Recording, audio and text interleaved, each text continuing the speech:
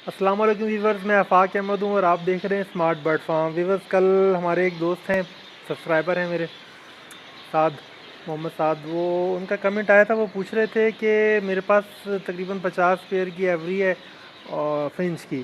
तो इसमें तकरीबन 130-140 बच्चे निकलते हैं, लेकिन 40-50 बच्चे ही इसमें से बच पाते हैं। तो ये नॉर्मल है, यानी कि इतने बच्चों का मरना या नहीं?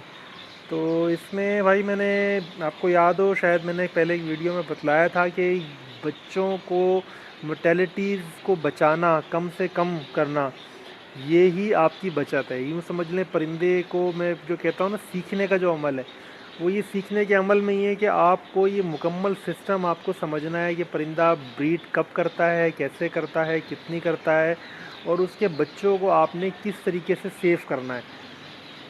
जैसे कि फैंसी बर्ड्स होते हैं ना, तो उसमें बहुत सारे लोग उसको, जैसे रिंग नेक भी है, रिंग नेक से भी अगर ज़्यादा ब्रीड लेनी है तो लोग उसके बच्चे हैच कर लेते हैं, उठा लेते हैं 1 हफ्ते के बच्चे, उनको हैंड फीडिंग पे रखते हैं। और हैंड फीडिंग का बाकायदा एक, मैंने जो सुना है कि कोर्स होता है कि हैंड फीड किस तरीके से करवाई जाती है, किस टेम्परेचर पे रखा जाता है, कितनी यानी कितनी दफ़ा उसको ग़िज़ा देनी चाहिए और किस तरह की देनी चाहिए। वो एक बाकायदा एक, कुछ लोग इसका कोर्स किए हुए होते हैं पोल्ट्री के अंदर ही, समझ लें कुछ जो फार्म के हैं उसके, उसमें इस तरह के कोर्सेज़ होते हैं। तो ये यही सीखने का अमल है असल में, कि आपको उन बच्चों को, आपने जितना आप कम, यानी कि समझ लें कि इसमें मोर्टेलिटीज़ होंगी आपके फार्म में, वो उतना ज़्यादा आपकी बचत में इजाफा होगा। तो इसमें 3-4 चीज़ें मैं बतला देता हूँ। मैंने वैसे पिछली वीडियोस में मैं बतलाता रहा हूँ, लेकिन फिर भी ये है कि मैं बिल्कुल बुनियाद से जो है, इसमें देखें, 2 वजूहात तो ऐसी हैं कि जो मैं समझता हूँ कि जो ब्रीडिंग से, यानी कि बच्चों से पहले ही आपको एक तवज्जो देनी होती है। यानी कि आप जब सेटअप लगा रहे होते हैं, एक तो ये है कि आपकी एवरी ज़्यादा बड़ी ना हो, छोटी एवरी हो, उसमें आप जितनी छोटी बना सकते हैं उतना अच्छा है। अगर आप 25 पेयर, 20 पेयर, 30 पेयर की बना सकते हैं तो वो जितनी छोटी है एवरी उतना ज़्यादा बेहतर है, क्योंकि उसमें आपको देखभाल करना, केयर करना आसान होता है। ठीक है, यानी कि उसमें साइज़ भी कम हो, ऐसा नहीं कि साइज़ बड़ा रखें, पेयर उतने ही डालें। 4 बाई 4 फुट, 5 बाई 5 फुट की एवरी के अंदर आप आराम से 15 पेयर, 20 पेयर चला सकते हैं। 5 बाई 5 फुट की एवरी में 30 पेयर भी चला सकते हैं। ठीक है ना, यानी कि वो यूँ समझ लें, 5 बाई 5 बाई 5, इस तरह ऊपर नीचे हर तरफ से 5-5 हो, तो 30 पेयर तक आप उसके अंदर लगा सकते हैं। ठीक है, तो अब इसमें एवरी की जो ज़रूरत है वो क्या है कि एवरी के अंदर धूप भी सही आती हो और वेंटिलेशन भी ठीक हो वहाँ पर, और मटकियाँ भी सही, यूँ समझ लें कि सिंक में लगी हुई है। ऐसा ना हो कि बिल्कुल डायरेक्ट धूप मटकी पे पड़ती हो, और ऐसा भी ना हो कि बिल्कुल ही धूप ना आती हो एवरी के अंदर, ऐसा भी ना हो। ठीक है, तो ये सारी चीज़ें, अगर आपके पास जगह इस तरह की है तो आप इन चीज़ों को, यानी कि एक तो ये पॉइंट हो गया कि एवरी आप बिल्कुल परफेक्ट बनाएं।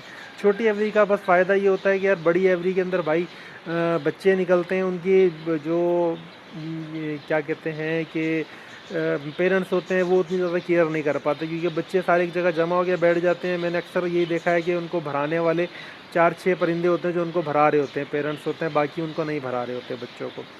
तो एक ये वजह होती है, छोटी एवरी के अंदर कम मसाइल होते हैं ये। ठीक है, अच्छा, सेकंड वन के, इसमें मैं साइड में आपको दिखा भी दूंगा, फिंच जो अपनी नेस्टिंग करती है ना, आप चाहे इसको बजरी की मटकी भी लगा दो, ये नेस्ट इस तरह का बनाती है कि मटकी के अंदर बैठ के मटकी का बाहर का नज़र आ सके उसको आराम से। यानी कि इतना ज़्यादा गहराई में नेस्ट नहीं बनाती कि उसका मुंह जो सा है, मटकी की जो होल है उस तक ना पहुँचे। वो मैंने साइड में आपको दिखा देता हूँ कि वो मटकी के अंदर वो बैठी हुई नज़र आ रही होती है फीमेल।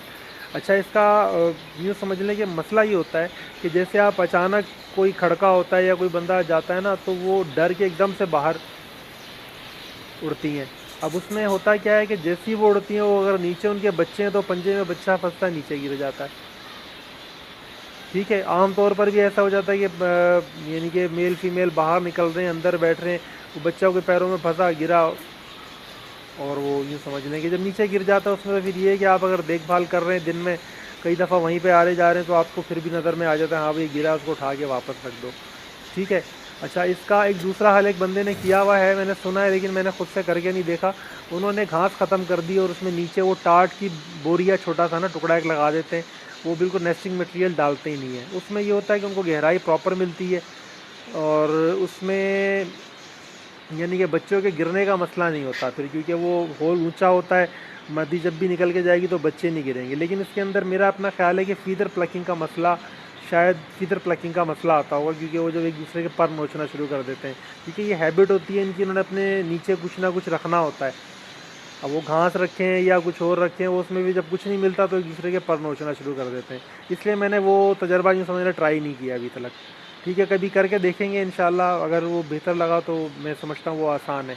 ठीक है ना, नेस्टिंग मटेरियल से, क्योंकि नेस्टिंग मटेरियल में कीड़े वगैरह भी पड़ जाते हैं कभी कभी। ठीक है जी।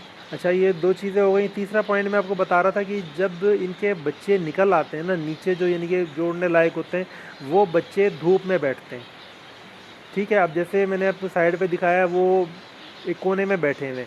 सुबह में पहले टाइम यहाँ पर धूप आ रही होती है, ये 2 घंटे यहाँ पे कड़क धूप पड़ रही होती है, सुबह में 10-11 बजे आती है, ये यहीं पर बैठे होते हैं, उनको धूप मिलती है। और कुछ बच्चे ऐसे भी होते हैं कि धूप के साथ साथ अपनी जगह बदलते रहते हैं, धूप में आके बैठते रहते हैं वो। ठीक है, आप देखेंगे जो परिंदे इनमें बीमार हो जाते हैं ना, वो भी कोशिश करते हैं कि धूप में बैठें। धूप से इनको यूँ समझ लें कि एनर्जी मिलती है, और ये छोटा बर्ड उससे यूँ समझ लें दवाई अपनी जगह काम करते हैं, लेकिन धूप से बहुत फ़ायदा लेते हैं ये। तो ये एक ख़ास फैक्टर है कि परिंदों के अंदर धूप ऐसे आनी चाहिए कि बच्चों को 2-3 घंटे डायरेक्ट धूप मिले। सही है, तो उससे ये होता है कि वो उनमें एनर्जी अच्छी आ जाती है, खाना पीना उनके ऊपर फिर असर करता है, तो इससे भी परिंदों की मोटेलिटी में फ़र्क पड़ता है।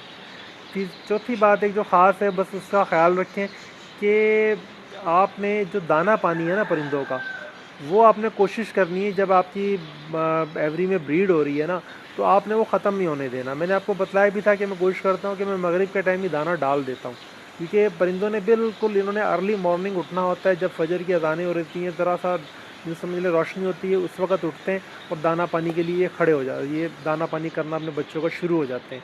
ठीक है ना, अब उस टाइम अगर नहीं है तो फिर इनको हम यूँ समझ लें 9-10 बजे 11 बजे दे रहे हैं दाना, तो उसमें फिर इनके पास टाइम बहुत कम रह जाता है बच्चों को भराने का। बच्चे भूखे रहने की वजह से भी मरते हैं।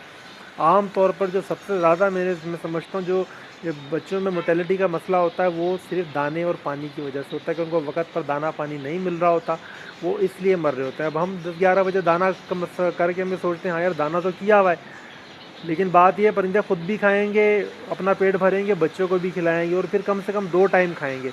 अब हम एक टाइम इनको दे ही नहीं रहे, एक टाइम दे रहे हैं, तो उसमें फिर भाई उनका बचना थोड़ा सा फिर मुश्किल होता है। इसी वजह से मैं सॉफ्ट फूड भी मैं रेफ़र करता हूँ लाजमी, कि सॉफ्ट फूड ऐसी होती है कि परिंदे जल्दी जल्दी खुद भी खा लेते हैं और अपने बच्चों को भी भरा देते हैं, क्योंकि उसको नरम नहीं करना पड़ता, वो फौरी तौर पर आपने बनाया और यानी कि उन्होंने खाया और बच्चों को भरा दिया। ठीक है, तो ये 4-5 पॉइंट्स हैं, इनके ऊपर आप नज़र रखें कि जब आप इनको ठीक करेंगे इंशाल्लाह आपकी जो एवरी में मोटेलिटी रेशियो है बच्चों का, वो कम होगा, बच्चे कम से कम मरेंगे। यही असल बचत है भाई, इसी को बचाना है आपने। ठीक है, तो ये आज की वीडियो थी। इंशाल्लाह नेक्स्ट वीडियो में फिर मिलेंगे। इजाज़त चाहूँगा, अल्लाह हाफ़िज़।